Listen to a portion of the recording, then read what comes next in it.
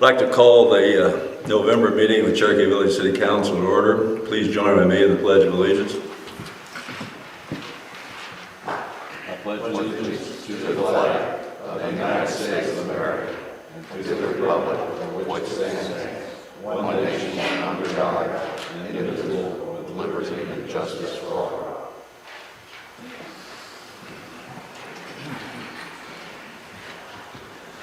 Let's have a moment of silent prayer, please.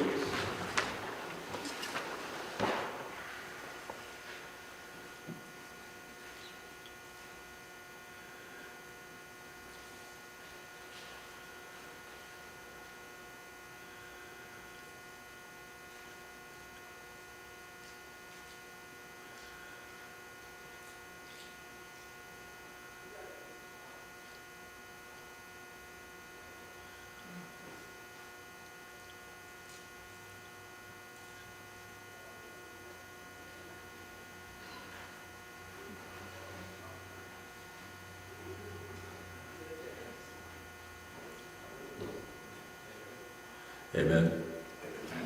Clerk, would you please call a roll? Hill. Here. Ishmael. Crispy. Here. Rowland. Here. Smith.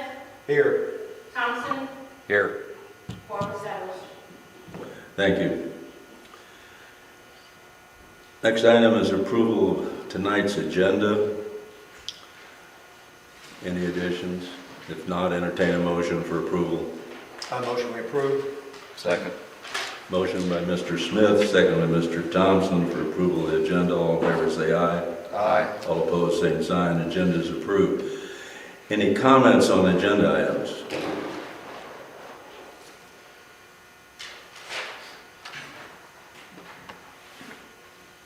Okay, this is like an addendum to a short document that's in the agenda right after what you've got. And I'll go ahead and read what's in there. It says, I'm Karen Page, Chair of the Trails Committee. I'm requesting that the unspent $92 for trails and sidewalks from 2020 that was not carried forward to 21 be returned to the Trails Committee account. Okay. In addition to that, I'd like to say that to date the account has over $1,300, including that $92. Also, a little update on the RDOT grant. The final plans have been completed by our engineer Tom Parsons and are currently at an architect firm in Fayetteville for corrections, and then they'll be sent to RDOT in preparation for breaking ground on Toe High Trail expansion, which the RDOT people will have a meeting with us. I didn't put this in here, but they will have a meeting with us here. I believe they'll come, and then we'll be able to break ground once that's taken place. Finally, as a representative of Cherokee Village Trails Committee, we as residents request that you consider setting aside portions of roads for trails to provide all of us for safe walking, jogging, and biking. Our area desperately needs trails to help improve our lifestyle, fitness, and well-being, and our city of Cherokee Village should feel it a civic responsibility to spearhead providing portions on and off roads to accomplish these goals by setting aside funds in your budget for a future large RTP, which is recreational trail program grant through RDOT for next year, 2022. Thank you, and I plan to return next month and in January with a proposal. Thank you. Any other comments on agenda items? Next item would be the approval of minutes from the October meeting. I motion we approve. I'll second.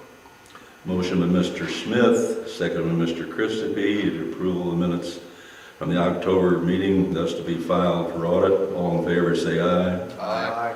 All opposed, same sign. Motion's approved, minutes will be so filed. Correspondence, clerk, have any correspondence?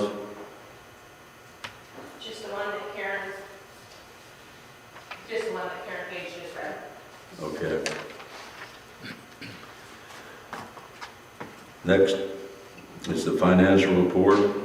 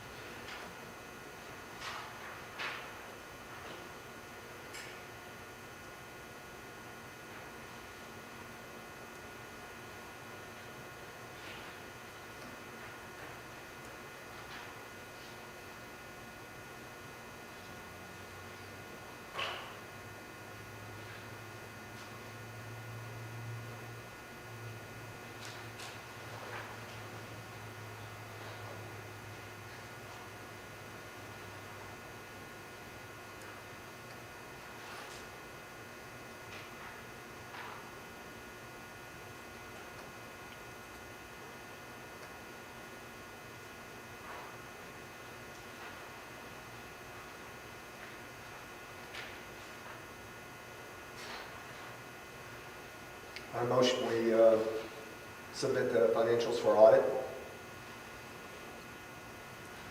Have a motion on the floor to approve the financials from October for audit. I hear a second.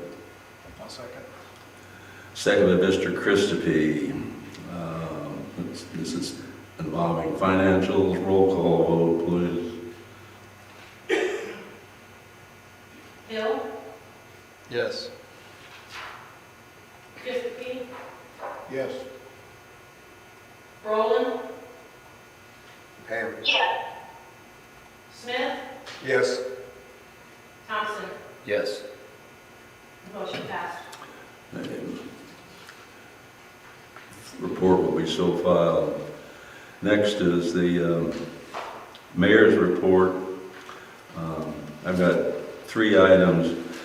Just as a reminder, the Christmas lighting at Town Center will be December the 6th. Also, we're having a citywide lighting contest by wards. 3 places will be awarded in each ward, but you'll need to, if you want to enter the contest, you need to contact City Hall. Last item is that anyone engaged in burning should be reminded to contact Base Arc Fire Station before you burn, and 2, make sure you're attending the burn site. The reason I'm emphasizing that is when I came in this evening, there was a fire on the street on Yosemite, as a matter of fact, an unattended brush pile that was put out. And this time of year, when it gets windy and you've got a lot of dry leaves on the ground, there's a good chance for those kind of things to spread. So anyone's engaged in the lot clearing and contracting business, they need to tend to that matter accordingly. Okay, next are department reports.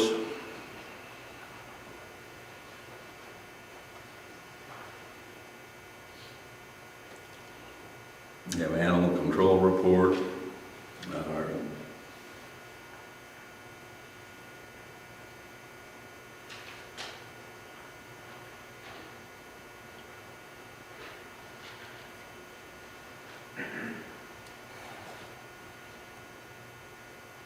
Any questions? Hopefully, Chief could answer those.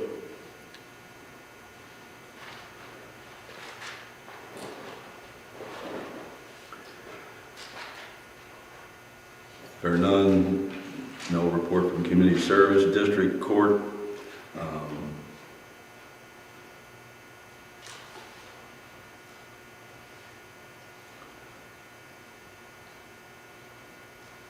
Court will be in session in this room tomorrow.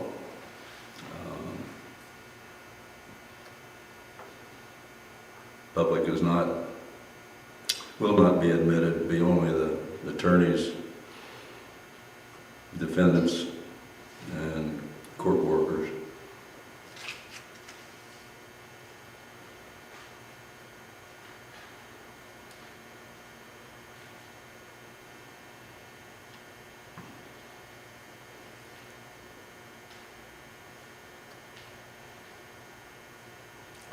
Next is your fire department report.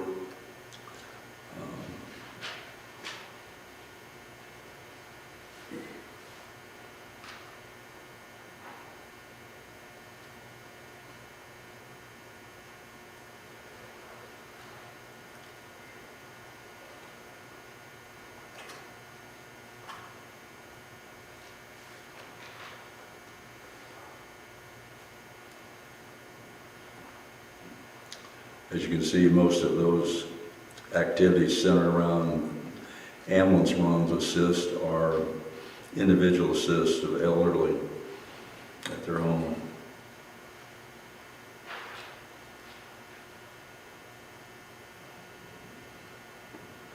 Any questions of Chief Pendarvis? Mr. Mayor, I do have a question. Mr. Smith? Chief Pendarvis?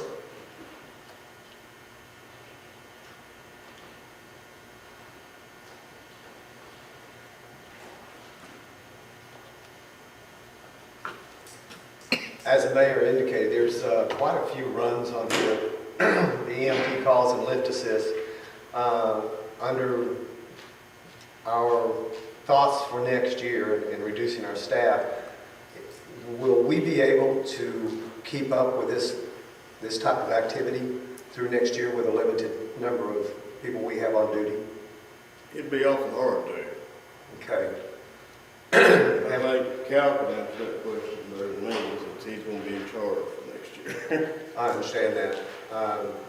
Have we reached out to the ambulance service or anything to let them know that there's going to be this possibility of reduction in our services? Or Oh, yes. we have?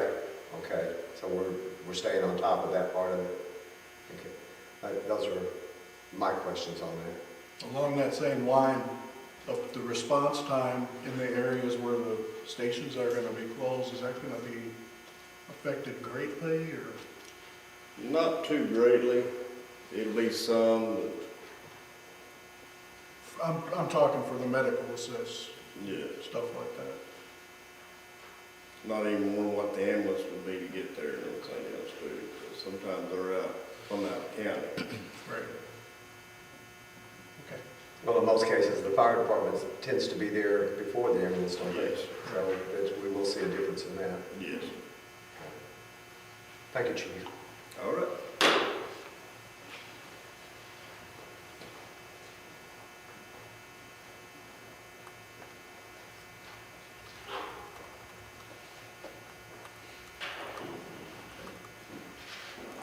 Next report is your P&Z report.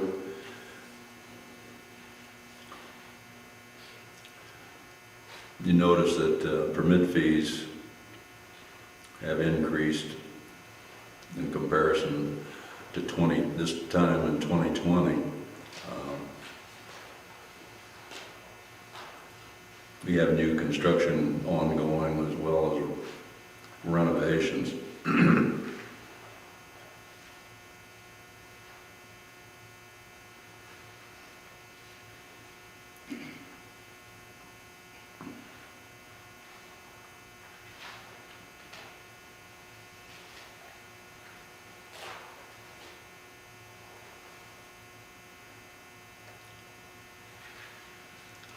Any questions of our city inspector, code enforcement?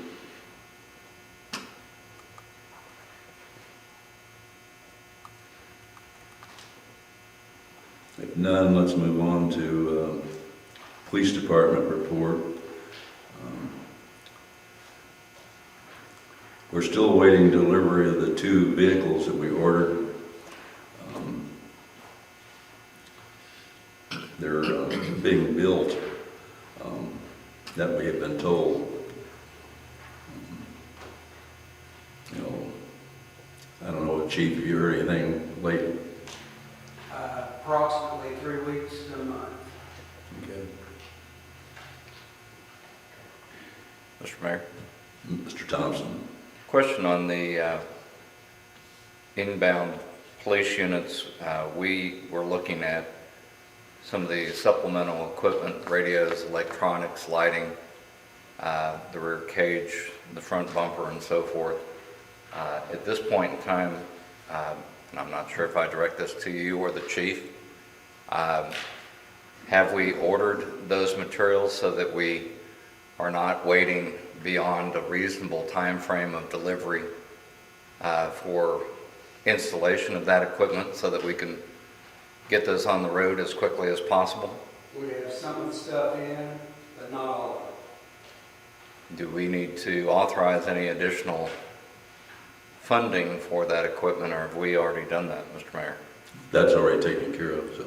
Okay, thank you. I appreciate it.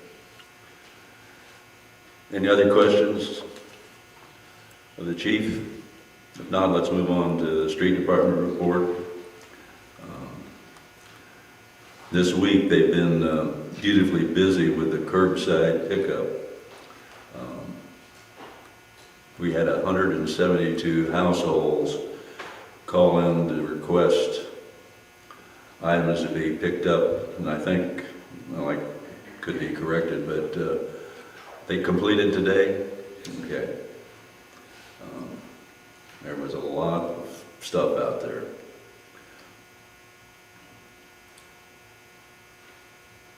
Then they can get back to some of the more normal requirements of street department work.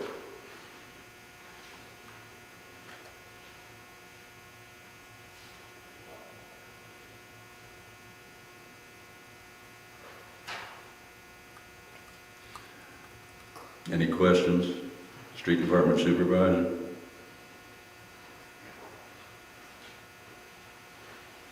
None. Let's move on to A&P report.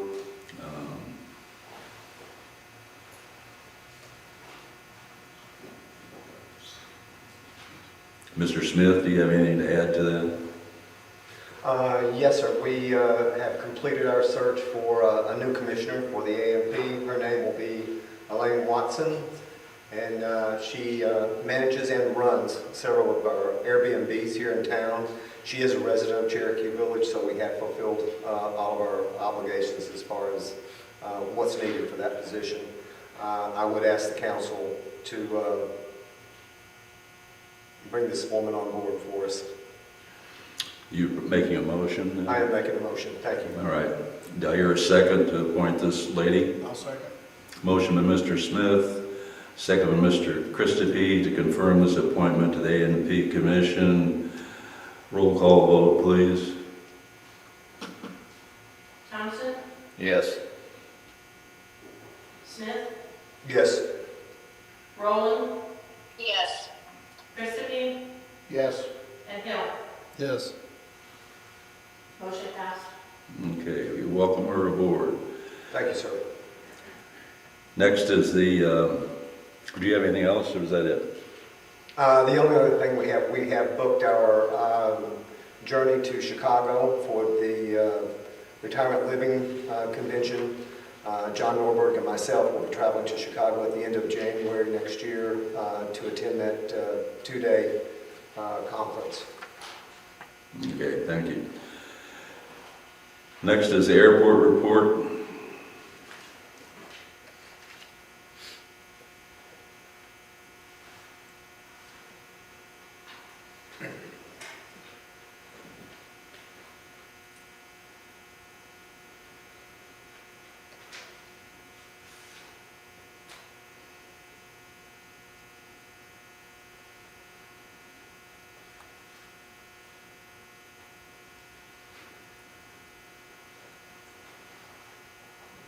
No grant report. You have a copy of the P&Z Commission minutes.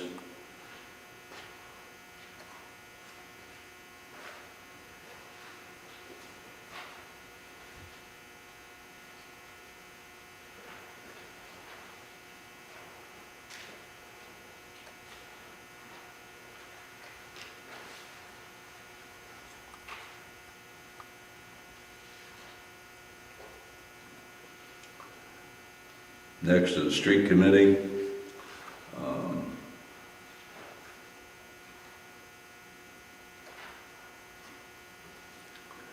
Due to the chairman moving out of the area, a new chairman had to be elected Tom Thornton, who was on the committee, was elected to serve as chairman.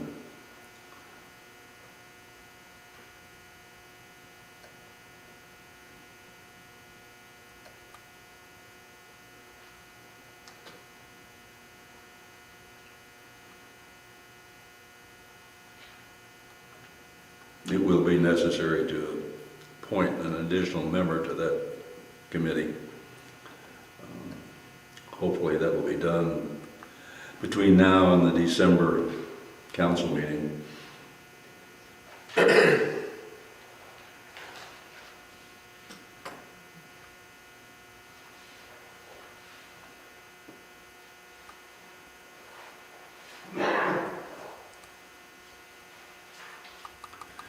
Okay, let's move on to, well, you got the Tri-County Solid Waste.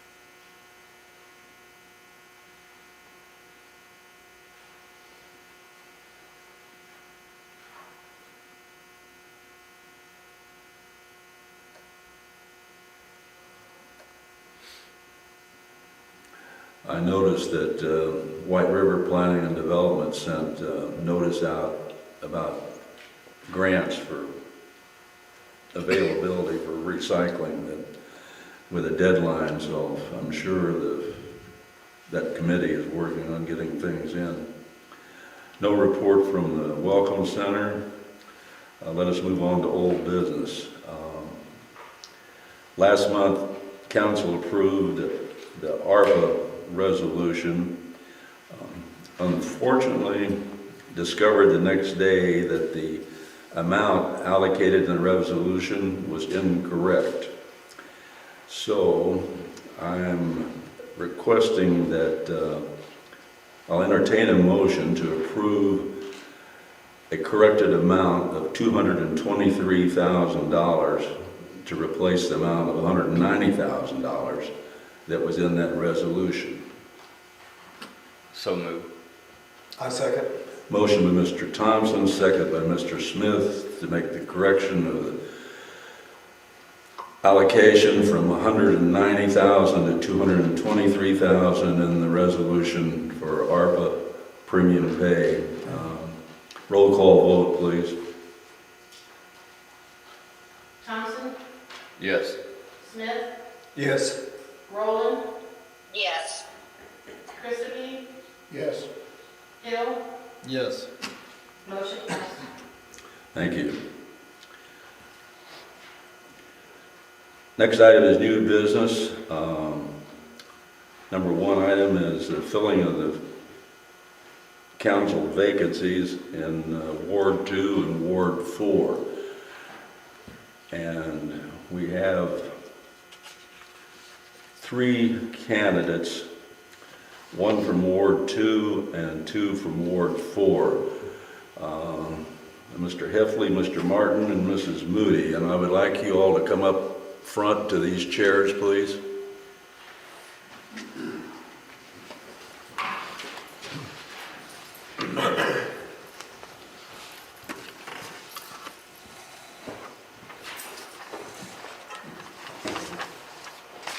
Okay, the process will be this. I'm going to ask you about 5 questions. 5 exactly. And then the council members will be permitted to ask questions. After that, we will go into executive session to discuss the candidacies and then return to vote on the candidates. Okay, I'll just go from left to right. Mr. Martin, how long have you lived in Cherokee Village? Since 1997 full-time, since 1983 part-time. Okay, Mrs. Moody, I've been here 10 years. how long have you lived in here? 10 years. 6 years. 10. Oh, okay, I'm sorry. Mr. Heffley, So moved here, so I've been here approximately 20 years, almost 10, 30 now. Left for a little while and then come back. Okay, going back to Mr. Martin. Next question is, what prompted you to move to Cherokee Village? A gentleman by the name of George Rickert, who was a water superintendent up in the village of Westmont. He bought a piece of property on Lake Sequoia. Our family knew him very well, and we moved down after his glowing recommendation of Cherokee Village. Or purchased a lot down here, the residence that my parents reside in. Ms. Moody? I've been coming here since I was in 6th grade. I've brought my children here. We vacationed here. We've rented houses here. It's paradise. It's a beautiful place to live. Who wouldn't want to live here? Mr. Heffley? So basically, I said whenever I first got here, I was 10, so I don't really have much say in the matter. But as the years have grown and I've had the opportunity to go out and live other places and experience city life and other country life, this is where I grew up. So this is home. I mean, essentially, this is exactly where I want to be and spend my time. As mentioned before, it's a beautiful place, beautiful community, and I mean, this is where my heart's at. Okay, to question number 3. Mr. Martin, have you served in an elected capacity previously or on any type of governing group? Correct. I was an alderman for 6 years at Cherokee Village. I've also been on the AMP Commission in Hardy for 4 years. You okay? Sorry, That's okay. I apologize. Not sure. Those have been my most recent. Mrs. Moody? I have been a volunteer firefighter for 5 years. I have been on the street commission for 4 years. Very active in several organizations throughout the community. Mr. Heffley? I don't know how much qualification this qualifies for, but as far as organizations I've been involved in, I was elected as vice president and the president of the Scottish Rite Club Mountain Home. I was one of the founding members of Hope for All nonprofit organization in Mountain Home, sat as their temporary president. I say temporary only because they elected me for that, but I was spread kind of thin with business, so I just sat there until we get someone full time. But I did help structure them and push them along. In Little Rock, when I was at Pulaski County Regional Detention Facility, working as a deputy in that department, I was elected as vice president to sit as their vice president as the Detention Deputy Advisory Council member. So, Thank you. Excuse me. Next question. Why do you want to be a member of the City Council? Because I've been active in all the city councils in the area. Since I was on city council in Cherokee Village, I've tried to help out the best I could with what capacity I can. I try and keep things transparent by recording all the meetings, so everybody has an idea of what's going on and gets to view it for themselves rather than me digesting it and telling it to them. Mrs. Moody? I believe in this community. I believe in where it's going forward, not just now after the lawsuit, but the long term that we have planned. The new committee that has been formed is coming up with great ideas. I see a bright future, and I believe that I have the capacity to help. Mr. Heffley? all right, so this is home. I actually was married right here on this floor. So definitely rooted into this community. My grandfather, as his legacy was his own, I walked my own journey, but he got to serve his 2 terms as mayor before. So I got to have, many talks at night with him about the political stuff, where he could discuss, and I'm very intrigued by that. One experience is, I noticed there was an opportunity here, and my pleasure in life, where I get the most pleasure and satisfaction, is the fact that I can serve other people. When I noticed there was a spot here, I said, hey, you know what, I'd like to be able to take an opportunity and go down there and see if I can present myself and see if I can help out the community where home is. Okay, and the last question is, what do you view the responsibilities as a city council member? City council member would be a legislator. He's not an administrator. He would do finances, and he's not to be a person, or they are not to be a person to micromanage. That is not their job. Their job is to legislate. So that's about as simple as I can make it. Mrs. Moody? I believe it's not only the city council's position to legislate, pass ordinances. I also believe we need to help out each other in the community. That's one thing I love about this community. It's neighbors helping neighbors. You're not going to find a better group of people. I just think that you should help. Lots of people in my ward, I have so many ideas that could help, and I think volunteerism is a big part. The more people we can get involved, we have a plethora of people to pull from that have retired in all walks of life that can help and assist us as we move forward. Mr. Heffley. All right. So, going off of what they've said, but basically what I see is, you're a voice for those who don't get to come out here and be that voice. You represent, especially as a ward, the voices in that ward, their needs, and you try to help push that while working with your team, because this is all one team here, the way I see it, in helping move those goals along inside the city. That's my biggest thing of seeing that, is you are there to serve, whatever capacity it is, and it's a call to you to do that. That's all the questions I have, so I'll open the floor to any council member that likes to ask a question. I'd like to know any experience that people have in creating a budget and managing that budget on a large scale. I'm going to start with Mr. Heffley, just because, we couldn't get her on the hot seat so long. This way we can kind of culminate as we go down. Nice. Sorry, guy. No worries. As far as large scale, I've never messed with a budget that's been hundreds of thousands of dollars. But on a small scale, I've had my own small window cleaning business for 5 years. And I've had to budget everything from my own marketing side to paying my bills, taxes, or even going to paying employees. Like any small business, everyone's had that. You're kept up late at night sometimes, really sweating some things. I've been in some struggling situations, but I've been able to learn from that and manage that throughout. I've dealt with larger accounts as far as, $18,000 account before. It's probably the largest thing I've seen so far. And just managing that out and seeing that how I need to spend that out and save that if necessary. That's about all experience I have with that so far. Okay.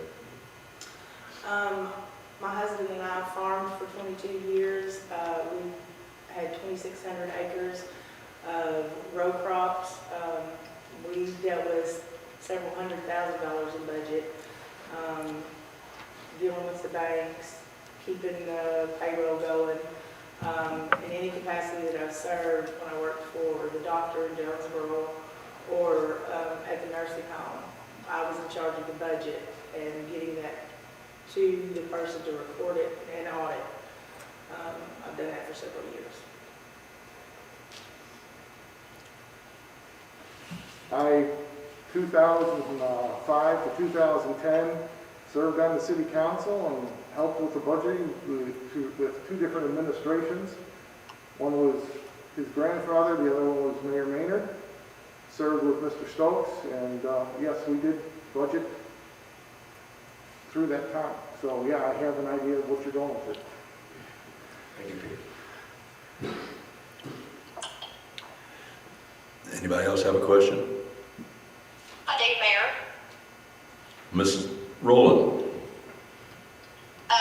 It doesn't matter who we start with, whoever feels comfortable going first. How comfortable are you with your knowledge of state statute? I'll go first, definitely. As far as state statute, it's not something I really delved into because I've been so focused on business and raising a family, and not really the political side of it.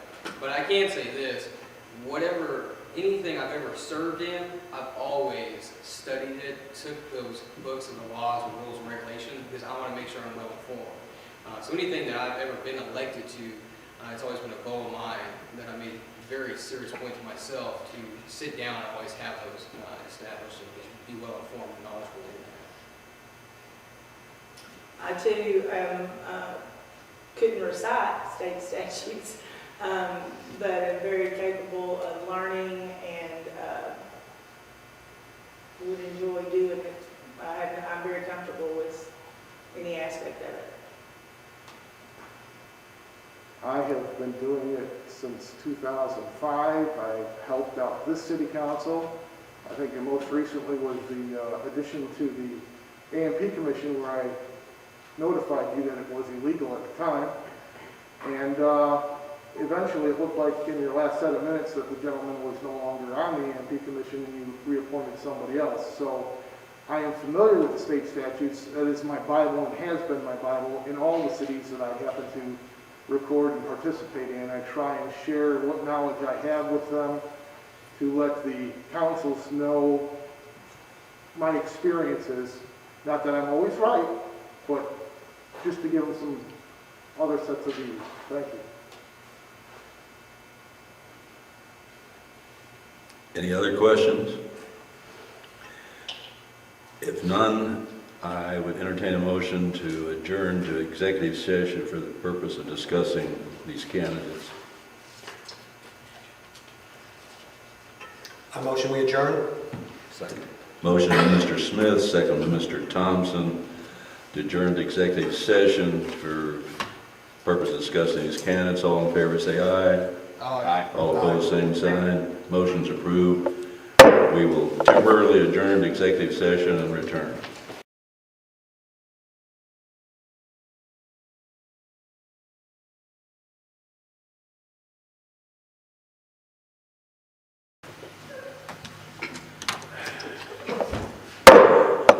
Call this session of the City Council back to order. I would entertain a motion for a nomination for the candidate for Ward 2. I nominate Andrew Heffley. I'll second. We do not need a second on that. We'll need a roll call vote, please. Bill, Yes. Christie, Yes. Roland, Yes. Smith, Yes. Thompson. Yes. Motion passed. Okay, Mr. Heffley, you will be serving a seat for Ward 2. I entertain a nomination for the seat for Ward 4. Mr. Mayor, I would like to nominate Peter Martin for Ward 4. Have a roll call vote, please. Thompson, Yes. Smith, Yes. Roland, Yes. Christie, Yes. Bill. Yes. Motion passed.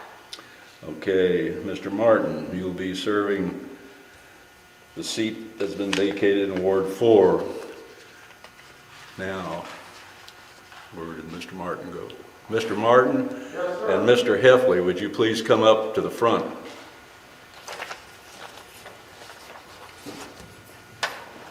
Get as close as you can to that microphone. Raise your right hand.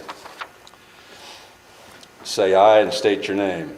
I, Peter Martin, Dr. Heffley? Then remain silent. Do solemnly swear that I will support the Constitution of the United States and the Constitution of the State of Arkansas, and that I will faithfully discharge the duties of the office of council member upon which I am not about to enter. This term shall begin effective 11/18/2021 and ends 12/31/2022. I do. I do. Thank you. Now, before you sit down, you got pens on you? Yes. Fill out the blanks. Okay.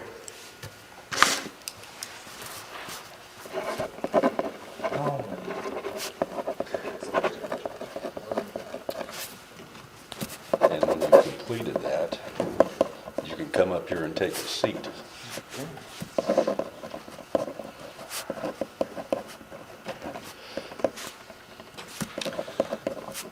And while I've got you up here, both of you, after this meeting is over with, I need to see you back in office. I've got some materials I need to give you for some homework. Sounds good. Where would you like to sit? It doesn't make any difference. Actually, Andrew, you'd you will be sitting. be sitting there, Okay. but you can sit over. We need a couple spots, looks like. You're gonna run the thing? Disclosure. Huh? Do we have to do a financial statement this year, or do we wait till next year? That'll, yeah, you will at the end of the year. Near the end of the year. Or do you want me to? Peter, need you 130 days. Gotcha.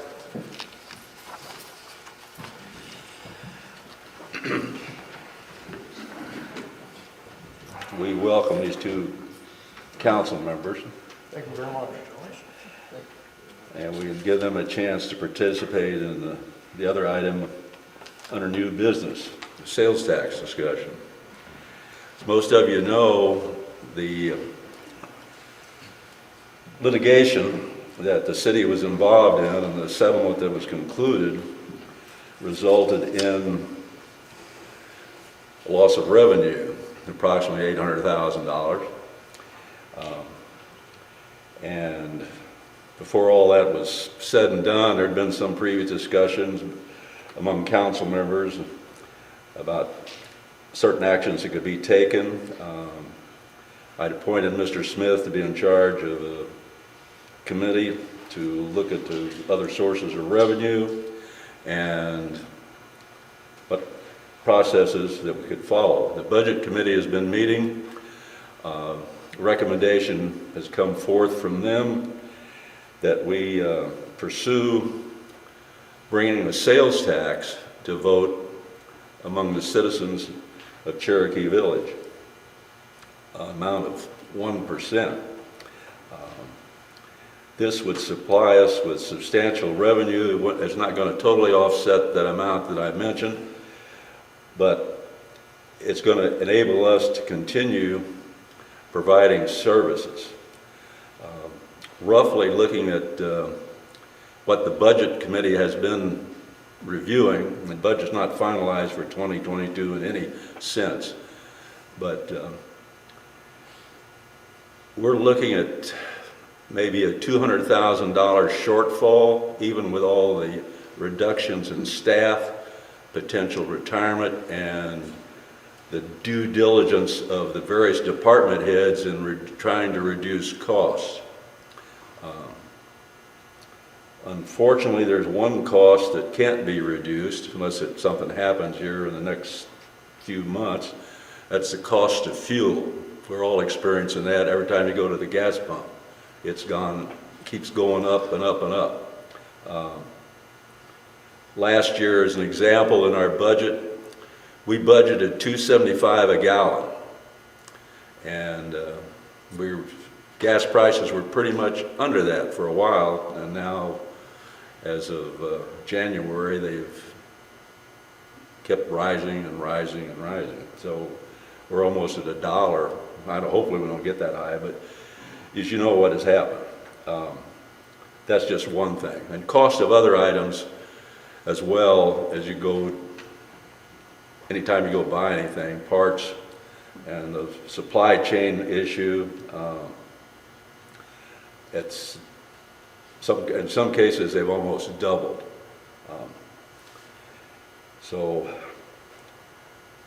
the council needs to decide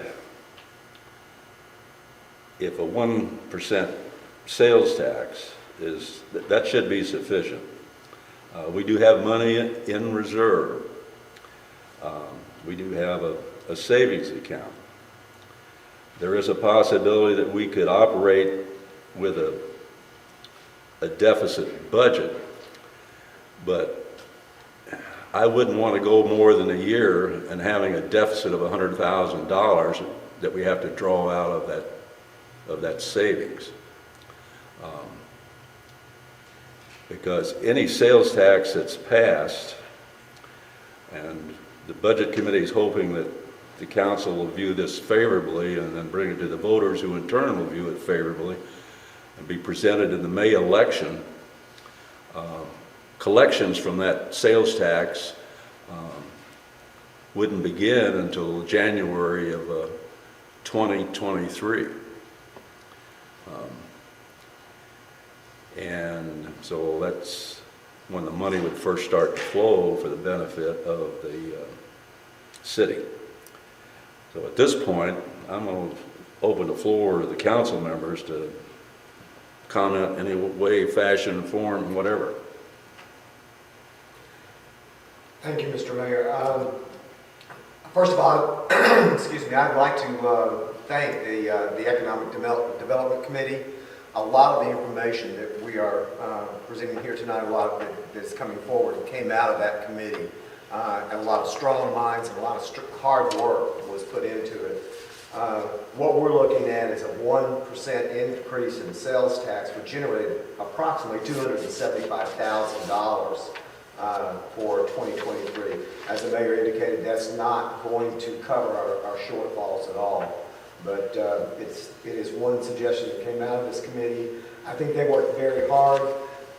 Excuse me. They all did their homework. They brought back some very substantial numbers and ideas to kind of back those numbers and what we could get from these numbers. And I would really appreciate if the council would consider this, just due to the amount of work that has gone into it up to this point. Mr. Smith, last time I was in front of council and inquired about who was on this committee, and you said you were the only one doing all this work. Who are all these other people that helped you out? There's a whole list of them. It's a public meeting. Well, but you should know who's on your committee. I'm inquiring to see. Oh, I'm not on this committee. You're not on this The Economic Development Committee is a committee unto itself. So they're the ones that are telling us that we should do the... This is merely a suggestion, Peter. No, correct. First of all, I don't think I could make a decision without seeing what the budget is. It'd be kind of crazy for me to say, yes, we should increase taxes without knowing what we're spending it on. It'd be nice to know what it is. And when's we're supposed to have the budget? Is it this month or next month, Mayor? You're supposed to present it to us what month? Hopefully we'll be able to bring a final budget next month, but If I could just we're still in the process of working on that to get some final numbers and better numbers. Okay, and if I could just interject, perhaps it might help Mr. Martin out a little bit. We have a published budget every year, and we endeavor to complete that budget by December so that we go forward in a fiscal year with a budget. So the best place for you to reference is the current budget, which we review and we update that budget in every council meeting, and we have done that. This is now the 11th council meeting of this year. So that budget is up on council during the council meeting every month. What you can ascertain from that budget is that we are reducing the current year budget going forward into 2022 to match what we anticipate are the reduced expenditures as much as possible.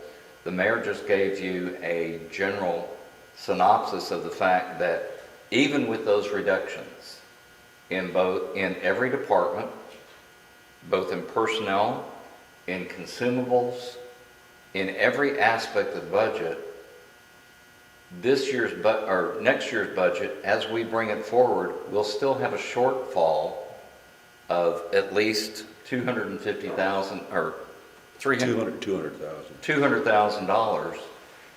And so you can look at the budget that was presented and continued throughout this year, and there is no anticipated sales tax because, as the mayor pointed out, we won't see those revenues until January of 23 to even commence if the citizens approve that.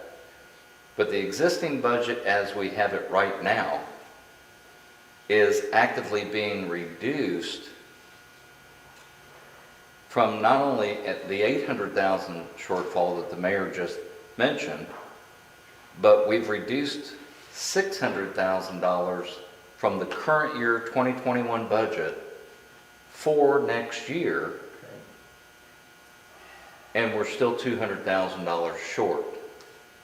So you could break that down into departments and everything, and you could break it down into the minutia of each department, but those are the raw numbers that, based on where we are today going forward, we have a gross shortfall for next year of $800,000.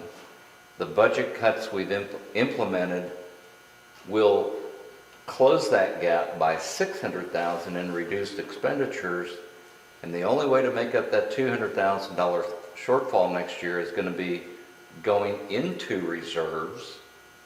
And then if the citizens are willing to come forward in May and approve a sales tax increase, we can close that gap in 2023 with a 1% increase in the sales tax. Does that give you the broad picture of where we are? A broad picture, yes. Okay. Now, if it fails in May, then we can still try and do it again in September's, correct? You have to ask Mr. Abel on that, what the time Try is. as many times as you want. But that would be the two elections that are happening next year, May and September, correct? November, sorry. So just a point of information there, when you carry a tax issue on a ballot, it has to be certified by the state, then the Department of Finance and Administration has to certify. So we're looking at if it's on the May election and if it passes, then certification from the Department of Finance and Administration would not occur until the end of the third quarter of 2022. That would then allow the collection to commence and be submitted to Little Rock, and Little Rock wouldn't be able to remit those collections from the fourth quarter of next year until January of 2023. So regardless of where you put it on the ballot, you have a 7-month lag in passage versus those revenues being received and applied to the city expenses. Do we have a, There's a time span of notification in terms of getting it on the ballot do we have to have and hearings? getting it to the state as well. We do not have to have hearings for putting, The city attorney would have to take the municipal league language to comply with state statute okay, at the request of a vote from city council to go forward. okay. And you have to provide the notice to both the Sharp County and Fulton County clerks so that they can then put it on the ballot. Now that submission to those both county clerks has to occur, I believe, if city council will correct me, within 90 days of the election. So if we have an election at the end of May, then you're backing up into at the latest, the February council meeting to make the request based on the language submitted. So the city attorney has to make sure that the language is prepared and properly submitted to council for vote no later than February, or no earlier, if I stand corrected, no earlier than the February meeting. So there is a process that we've looked into, but there's also a time lag. So if the citizens of this community rise up to the challenge that's before us, and we're here, regardless of how we got here, we're here. So my comment this evening would be that we have to come forward, no matter what our opinion is of how we got to this point. I strongly recommend that the council, as well as every citizen that is looking at the safety of this community, primarily for police and fire, that if we're going to maintain 24/7 service in those two departments alone, then this is going to be a critical addition. So you have to recognize certainly the contribution of those people that have discussed this in the economic sense, but also those that have discussed it in the budget meetings. The department heads have cut as quickly and as dramatically as they can, but there is a shortfall, and that is the reality. If I may interject, Steve, by increasing our sales tax by 1%, we will still be below the sales tax that Ash Flat charges and the sales tax that Hardy charges. So we're well within the means of the district, this area. We're not going outside of what anybody else is considering reasonable taxes. And I'm sorry, just for clarification, Mr. Smith, I do believe that the fact that we're already at 1 in Cherokee Village and the request from the community is going to be to increase it by 1 to 2, then that would put us on parity with Horseshoe Bend and Mountain Home. Correct. We would actually be in, at least as far as the city, now there are some differences in terms of county, but in terms of city, we would be above Ash Flat and Hardy. I believe Ash Flat is at 1 3/8, and I can stand to be corrected, and I believe Hardy is at 1. So the 1% increase would take us to 2, and while we would be above our next door neighbors, we would be in concurrence with Mountain Home and Horseshoe Bend. Now, Mountain Home also, it should be pointed out, does maintain 24/7 police and fire. I can't speak to that because I don't have knowledge. Perhaps both the fire and police chief can tell us whether or not our neighboring communities have 24/7 police and fire. I don't. I would leave that to them. I believe they do have 24 police. Okay, so 24 police, but perhaps, It's all volunteer. but all volunteers on the fire. Their fire department. So, you know, I have to commend the department heads on the rapid reduction that they've implemented in response to the reality of what we have. But no matter your opinion of how we got here, we have to reach out to everyone in our community and encourage them to seriously consider passage of the sales tax. I personally feel that there are some other avenues that we could add to this, but the discussion this evening is on sales tax, and I think we could go higher. Calico Rock is at 3%. There are some other communities that are higher, but we would certainly be on parity with Mountain Home and Horseshoe Bend. And we owe it to the safety of our community to seriously consider this and bring it forward and talk about it, no matter who, no matter what your background, no matter your opinion of what has preceded this evening. We have to look at trying to positively work together to move the community forward. If the council is going to eventually, is going to have to make a decision when we come to the budget, if they want a balanced budget, there's going to have to be further reductions made, unfortunately. If they decide they want a deficit budget and appropriate money as the year rolls along to pay for some expenses from the savings, that's another decision to make. With the exception of perhaps raising fees in terms of permits, which is going to supply you with some additional income, but nothing that's going to totally offset that amount that I mentioned. That's going to make the biggest impact. And anybody that's has operated a business or currently operates a business, any organization, your biggest expense has to do with personnel. It's going to be salaries, insurance, and all the expenses related to that. So what is Cherokee Village's biggest form of revenue? We don't have restaurants like Yeah. they The have. sales tax We don't have is the biggest revenue hotels, but source. we have B&Bs, bed and breakfasts all over the place, and rental properties all over the place. What kind of revenue are we getting off of that, and can that be increased so that we are using not the burden of the people that live here, but the people that are coming here and using all the facilities?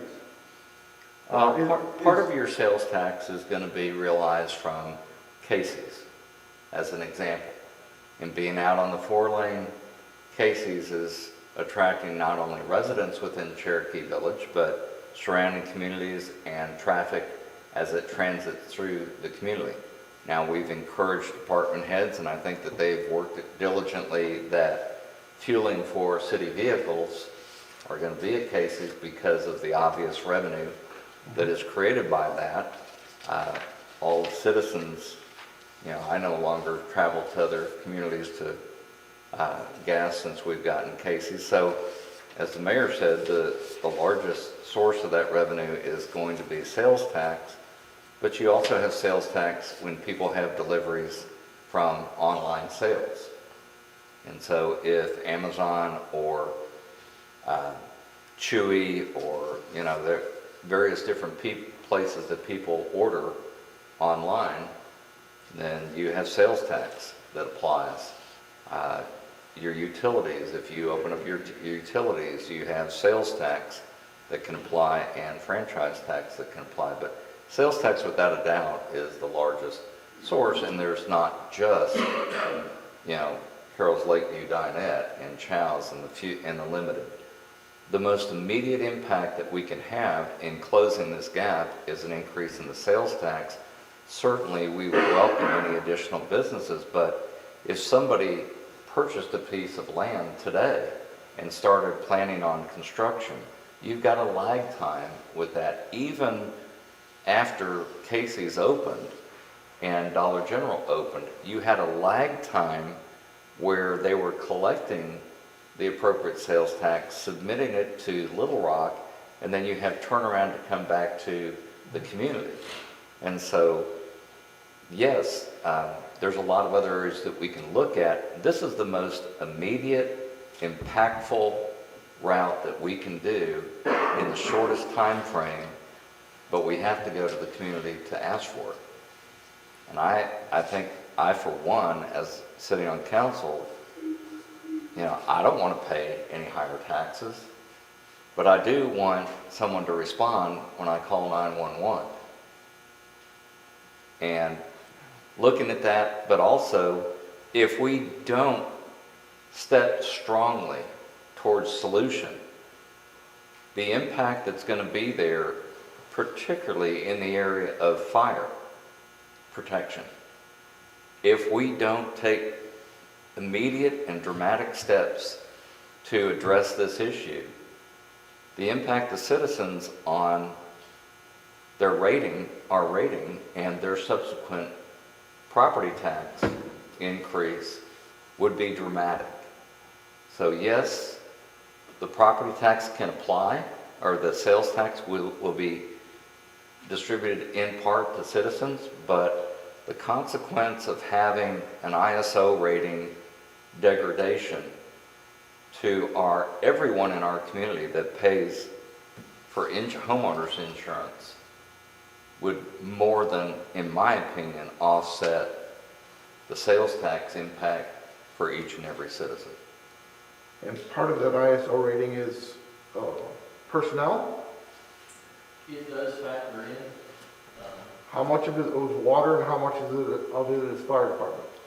Do what now? How much of it is the water department and distribution, and how much of it is fire department? 40% water distribution, 50% fire. Okay, and lowering the personnel, we're gonna raise it. I can't, it's a real complicated. That's up to the audit, that is done on those that set the audit process that's there. But anytime you have a community that has less personnel, less rolling stock, less functional fire stations, eventually, and it may take 6 months, it may take 12, it may take 24 months, but those ISO ratings will be impacted in a negative way. That's why we have to get proactive as quickly as possible in every aspect that we can. And I'm sorry, sometimes I've been up here and I have been less compassionate than what other people might feel. I'm a numbers guy. My business is about relationships, but it's also about long-term numbers. And the harsh reality of those numbers, of where we are today, by losing the revenues that we did is we have to move tonight, next month, in the months that come, in every possible way we can to encourage people around us to support the efforts, as we have volunteers that have stepped forward to this committee that, you know, there's some people in this room that participated in those discussions. There's certainly department heads that have worked diligently to cut the costs. But our responsibility, each one of us, not just on council, but the citizens in the community that are watching this tonight, that are here tonight to listen, that we've got to reach out to our neighbors and encourage them to seriously consider supporting this. And I would advocate the council approve it would, in whatever fashion the mayor's requesting, for the city council to proceed with completion of the paperwork to bring this forward and get it on the voting in May, because time is of the essence. Mayor, I would like to see a clearer picture of the changes that are being made, because if we're going to present this to the public, and just after voting that we want to do this, there's going to be questions of, well, what's being cut, and where's, you know, how is this going to affect us right now that's caused us to come up with the 1%. The only thing that council is doing tonight is just approving this to go before the voters. We're not increasing anyone's taxes. We just need to decide that this is going to go to the public for that vote. Between now and May, we will be issuing that information out. We don't have all of it in front of us. Right now, the Economic Development Council, they're looking at things like the franchise tax increase. They've already looked at alcohol tax. They've looked at the bed tax. They pretty much scoured. This group has hit the ground running extremely hard. But if I could cut the mud here, guys, the only thing that we're going to say yes to tonight is just taking this to the voters themselves. Between now and the time we take it to the voters, we're going to have to explain to those voters what they're voting on and what they're going to get in return for it. But as Steve has said, time is of the essence. We need to move on this. If we don't do a good job speaking to the public, this is going to be a no vote anyway. And Rob, just in addition to that, again, tonight, all we're doing is charging the city attorney to put forward the language, create the language, and bring it and present it to council for approval. In between that presentation, the budget committee hopes to finalize and bring the budget to council. And you will be able to see in great detail all the numbers that you just requested in terms of, you'll be able to compare the current budget that's been approved and on the books since January for this year and what is proposed for next year. So you'll be able to see all that breakdown.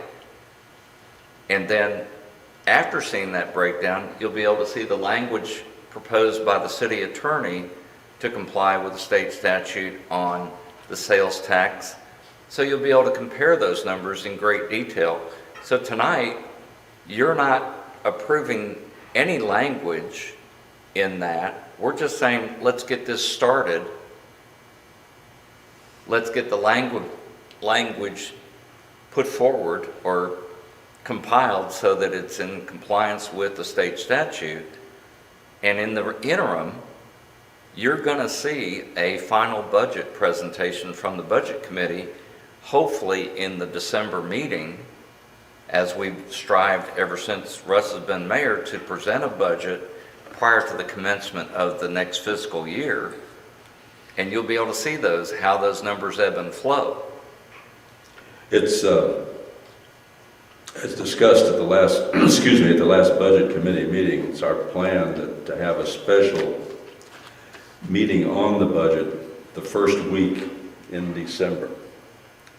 And have everybody have an opportunity to look at the budget, and whether or not we vote at that time and postpone it to our regular meeting, that's up to the council. But intent is to have that budget ready for everybody's review and to get an idea of what's, as Mr. Thompson alluded to, what it looked like in 2021 and what it's going to look like in 2022 and what if may have to be done.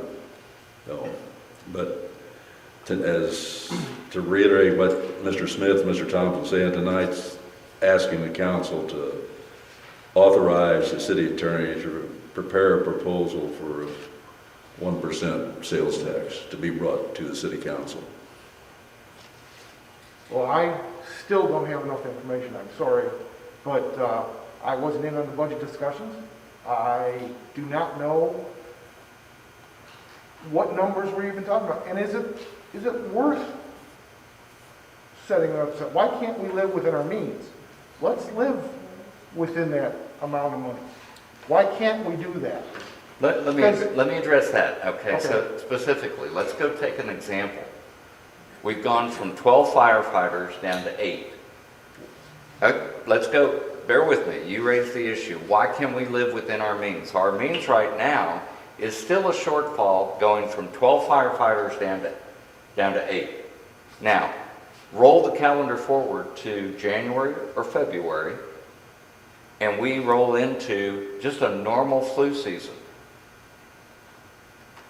Setting aside the current issues and the challenges of COVID. Setting aside the fact that we have a firefighter that just got a pacemaker that will be part of that crew of 8. So the normal health challenges that come. So what are you going to do on an evening in terms of staffing when out of the 8 firefighters that you have employed, 3 of them are out? And I would say that, you know, Cal or Johnny can come up here and say that that's going to be difficult to man 1 or 2 fire stations. Well, I've heard you talk about fire, and I've heard you talk about police. I don't know what the rest of the budget is. And I've seen volunteer departments work. Hardy's department is almost all volunteer. He's over at Howland, which is almost all volunteer. And I'm not saying that we can't do it. I just want to know what the numbers are before I commit to one thing or another. And tonight, Peter, again... You're asking me to do something where I don't have the facts. No, I'm asking you to vote. Can I please interrupt real quick? You can, I'll get you on speaker. Okay. Go. Okay, I just want to interrupt real quick. The discussion that is going on is actually the one that we need to be having once we have a budget in front of us.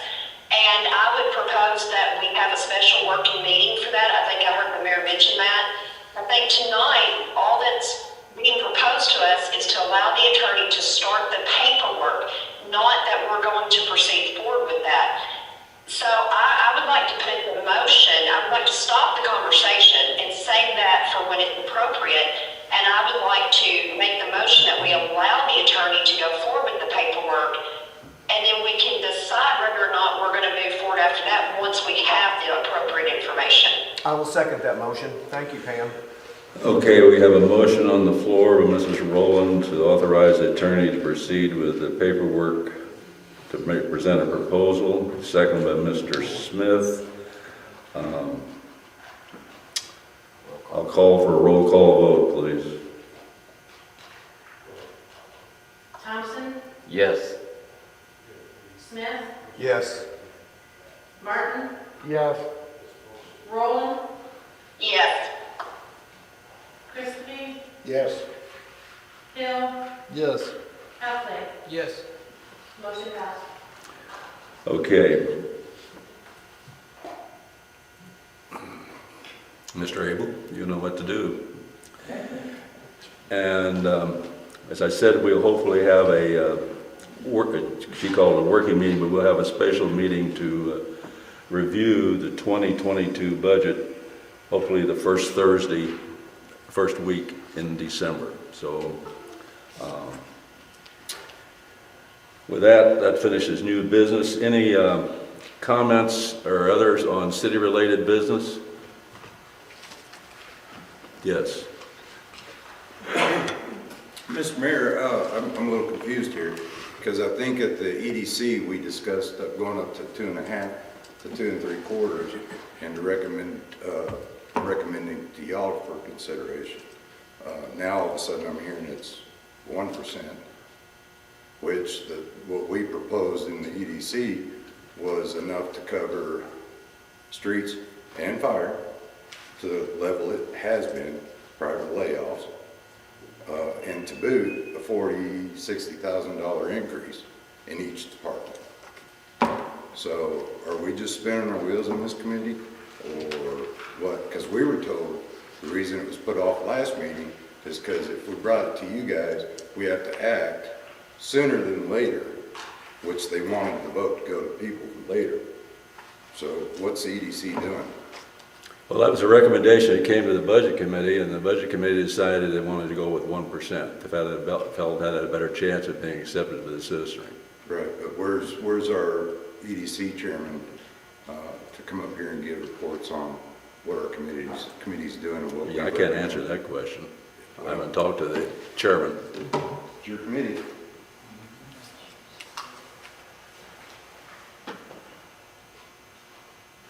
So is it possible that I could have drafts of whatever we have so far to review? It's a draft. I'm not going to take it as 100%. Okay. But in the past, when I was an alderman before, in October, November, we got a budget. And then we argued about it forever, which is old stuff. But it's nice to be able to see something and be able to digest it rather than have to do it at the meeting in December. You can see me after the meeting. I'll talk with you. Thank you. Okay. If there are no other comments, I'll entertain a motion to adjourn. Mayor, I have something real quick. Okay, Ms. Rowland. I just want to say thank you to all three candidates that came forward tonight that were interested in being on council, and that includes Beverly. I know it takes a lot to put yourself forward to participate, and I just wanted to say thank you to all three. Thank you. Now I entertain a motion to adjourn. So moved. Motion, Mr. Martin, second. I second. Motion, Smith. Meeting's adjourned.